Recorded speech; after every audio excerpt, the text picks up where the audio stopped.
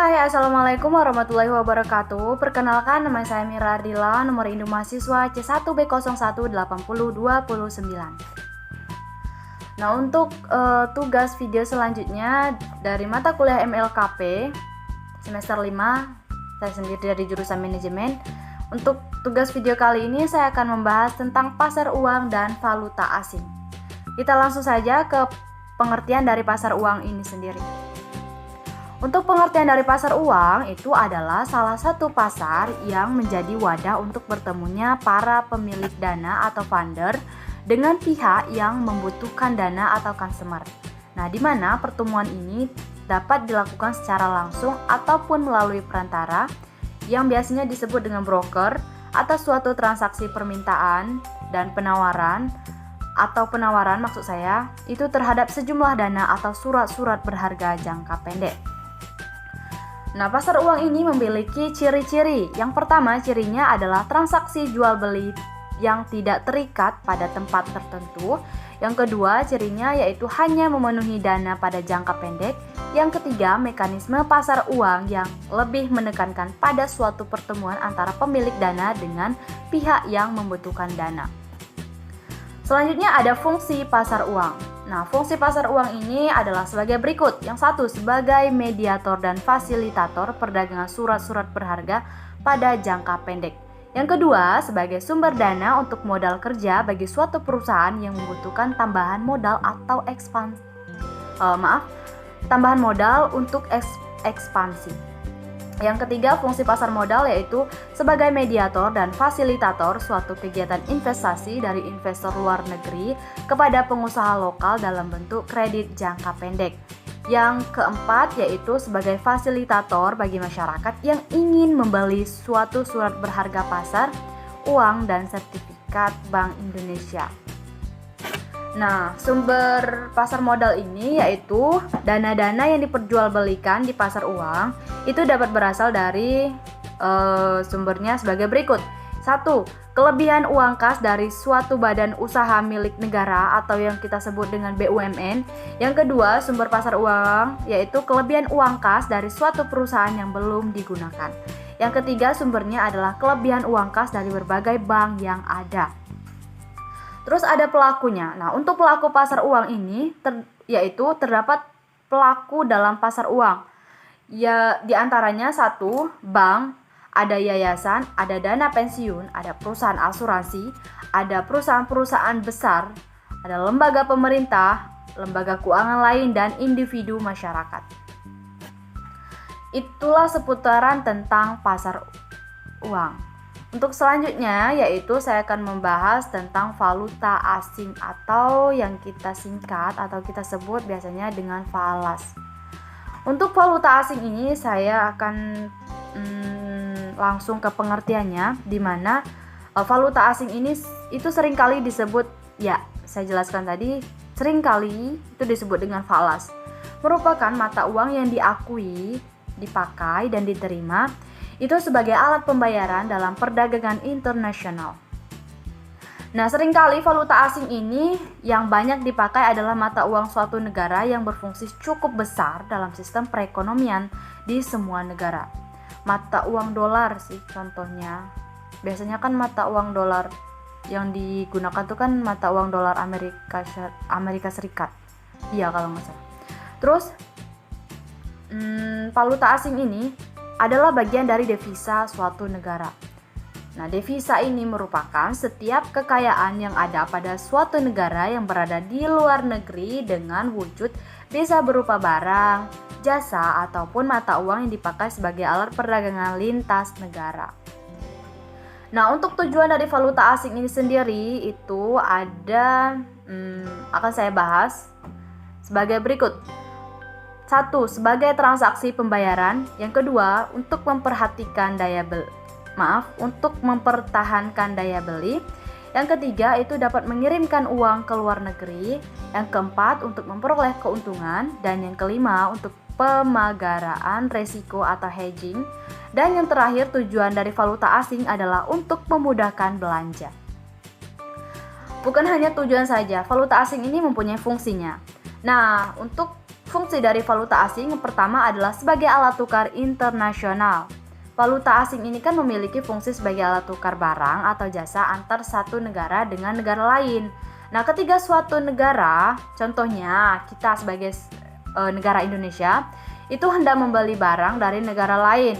Contohnya seperti negara Jepang. Nah, maka mata uang dipakai adalah mata uang Jepang, bukan mata uang dari negara kita sendiri atau mata uang Indonesia. Seperti mata uang Indonesia itu kan rupiah, tidak digunakan rupiah, tapi menggunakan mata uang dari Jepang.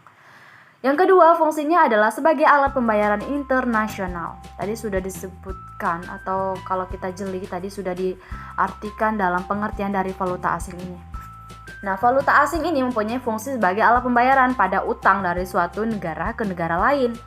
Yang ketiga, yaitu fungsinya sebagai pengendali kurs mata uang. Nah, kurs itu merupakan perbandingan nilai mata uang yang satu dengan mata uang yang lainnya. Misalnya saja, $1 Amerika Serikat itu nilainya sama dengan, kalau nggak salah sekarang tuh sekitar 15 apa 14 ribu rupiah ya untuk $1. Kalau salah saya mohon maaf. Nah, untuk kurs mata uang suatu negara dapat menguat atau nilainya itu menjadi naik ataupun turun atau menjadi melemah, itu sesuai dengan kondisi negara tersebut, menjadikan dalam valuta asing dapat digunakan sebagai alat untuk pengendalian kurs mata uang suatu negara. Untuk fungsi selanjutnya adalah sebagai alat untuk memudahkan perdagangan internasional. Ini yang paling penting, yaitu adanya kegiatan perdagangan internasional. Nah, karena valuta asing itu dapat dijadikan alat tukar internasional, maka perdagangan internasional akan semakin mudah dijalankan dengan menggunakan pasar valuta asing ini. Nah, setelah saya membahas fungsi dari valuta asing ini, kita akan mengenal jenis-jenis valuta asing. Untuk jenis valuta asing ini dikategorikan menurut jenis dan bentuknya. Yang pertama itu saya akan membahas jenis valuta asing menurut jenisnya. Berdasarkan jenisnya, valuta asing itu dapat dibedakan menjadi dua jenis, yaitu satu valuta asing fisik adalah uang asing dalam artian sebenarnya uang asing dalam bentuk logam atau kertas. Yang kedua adalah valuta asing non-fisik. Nah, valuta asing non-fisik ini adalah uang asing yang dalam bentuk uang giral atau surat-surat berharga lain. Contohnya seperti cek, wesel, traveler, dan lain-lain.